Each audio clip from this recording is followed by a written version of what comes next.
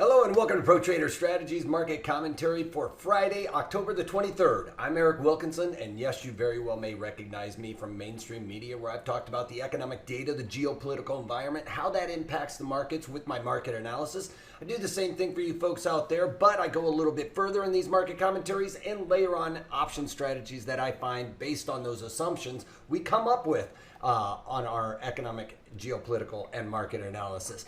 One thing we note here at Pro Trader Strategies, over my 25 years of experience, I've streamlined the process for you all out there in order to find the right strategy for any given assumption.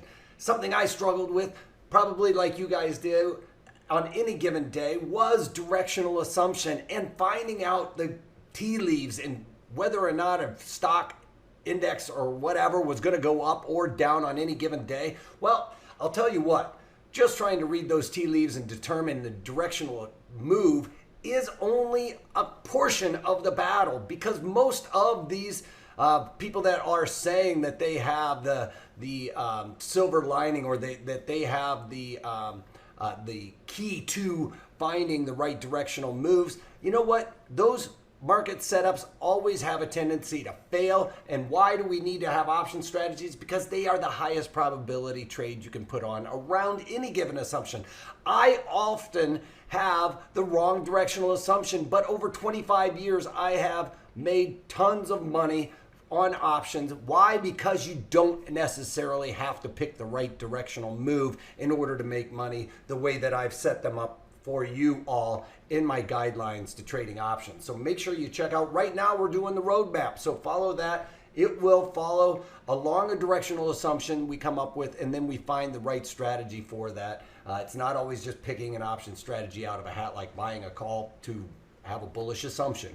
No, it's not just that. We'll talk about that a little bit more in my webinars. Here in the market commentaries, I'll breeze over that for you, but we'll dig into those details in the webinars. All right, so let's talk about the economic data, see what's going on, how that's affecting the overall markets right now. Across the pond, finally got some good, I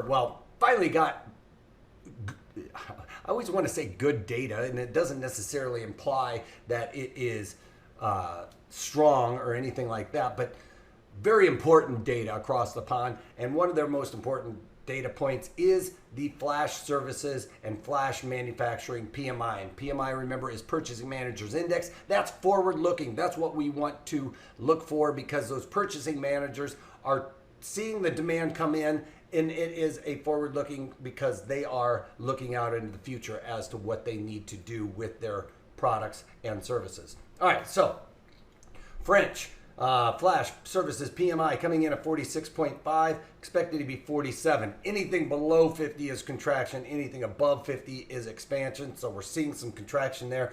But France and Germany are mostly the manufacturing sectors of Europe. So their flash manufacturing PMI coming in at 51, in line with expectations there. Germany flash manufacturing PMI coming in at 58, expected to be 55. Above 50, again, expansion, and beating the estimates there is a good sign. Services PMI for Germany coming in at 48.9, expected to be 49.6. So again, not meeting expectations and staying below 50. One thing to note is last month's number was revised from 49 up to 50.6. So moving that expansion territory there.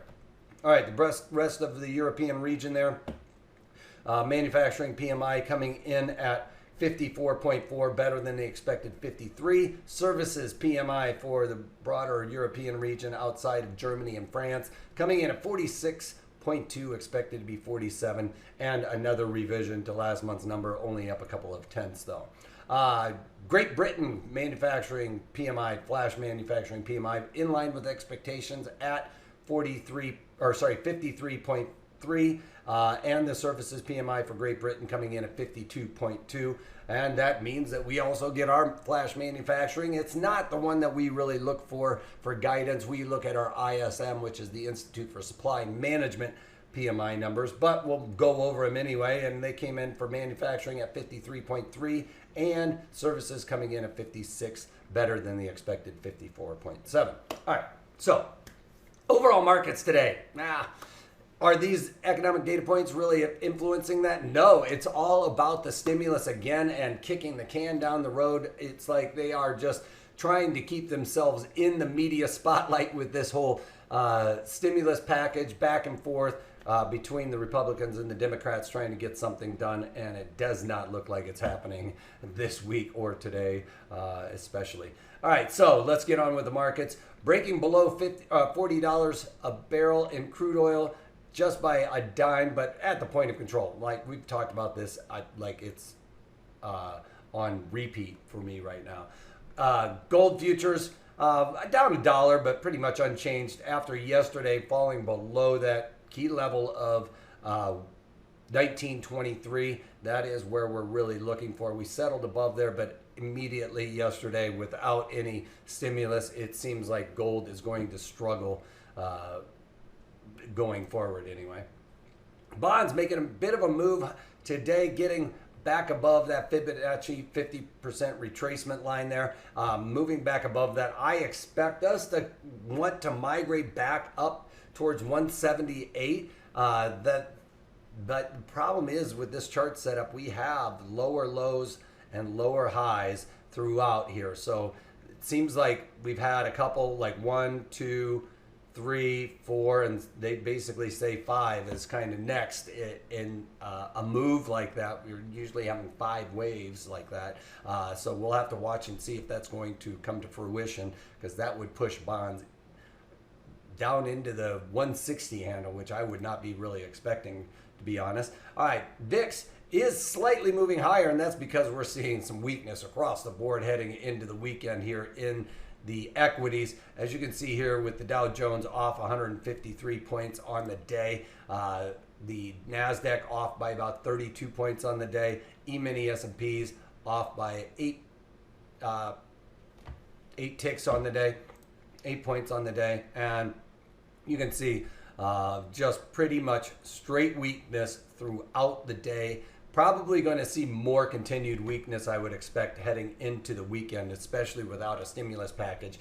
Something to note here, I talked about this, brushed upon this yesterday with the earnings. We're in the middle of earnings season, about a quarter of the way through, 3/4 of the way to go. And we talked about how the earnings are coming out, and these companies are beating what the expectations are by about 80% of the companies have beat what their expectations are. Another note to that, and this is the one that I forgot to mention yesterday, I was having trouble remembering what the other point I wanted to talk about was, they are beating by about 20% of what was expected. Normally, that's about a 3 to 5% beat when they do, and this is really unprecedented, I guess, for especially a pandemic. Maybe some of the expectations were super low, but I think that we, coming into this, had pretty decent expectations set up for these companies, but they're getting beat up on just silly things going forward.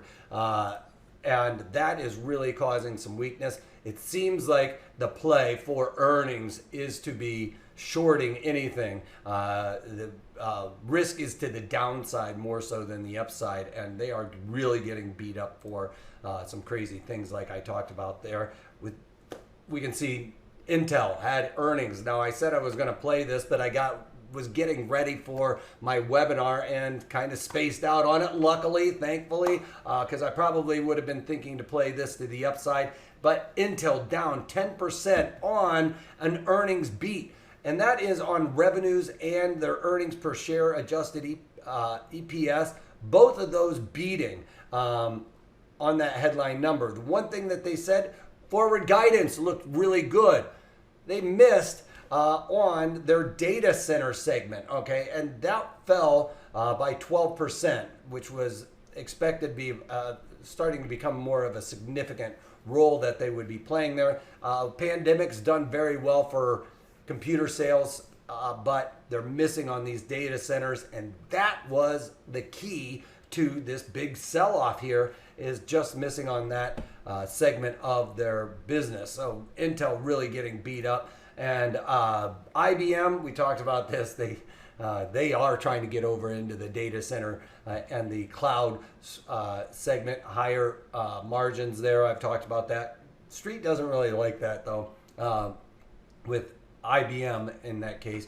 But one thing I wanted to talk about is we have a nice setup here where it seems like we found a bottom. Remember, for this earnings, I sold the 120 puts in there that expire today. I'm going to be long IBM at 120 minus the all of the collections I've gotten for selling those 120 puts. I also sold the 120 calls in the November, so the October weeklies are the ones that I'm going to be expiring today and getting long. I'm going to put that stock at a higher level, but I've stayed mechanical, sold the 120 calls in there, remember, for $1, and I sold some 105 puts in there as well. So it doesn't look like I'm going to be hit on those 105 puts, but the 120 calls that expire today, I'm going to be long that stock, and that's why I covered those that long stock at 120. So I'll be able to keep those credits that I collected despite the fact that I'm getting put the stock and hopefully get called away at 120 when it rallies up throughout the remainder of this month and into November. All right, so that's all I've got going on. Haven't added anything to my portfolio or taken anything off. I am really considering the PENN trade and taking that out of my portfolio. It looked like we found a bit of a bottom yesterday, finding our ground on this 200-day simple moving average. Was expecting to get a little bit more of a bounce. You know, the rest of the casinos have actually said that they are doing very well. Las Vegas Sands, we saw come out with earnings earlier this week. They talked about how their hotels are about 60 to 75% full, which I thought was really surprising, and doing very well in Macau. So these guys don't have exposure to Macau, so they are still starting to slide a little bit. With full swing going on, I thought a lot more people would be betting. We're going to have to wait to see what their earnings are. I think that could be a part of this catalyst is we've had this massive run up in PENN and another earnings right around the corner. So we're going to have to see if they've gotten that earnings back into positive territory with all of the sports pretty much in full swing and betting probably as well. All right, so that's all I've got for you guys. Other than we got to go over the one last thing that we always have to talk about is our risk disclosure or a disclaimer. There is risk involved in trading. Please take a moment to go over this and know what you're getting involved in. All right, so if you can't take that, take it easy. Have a great week.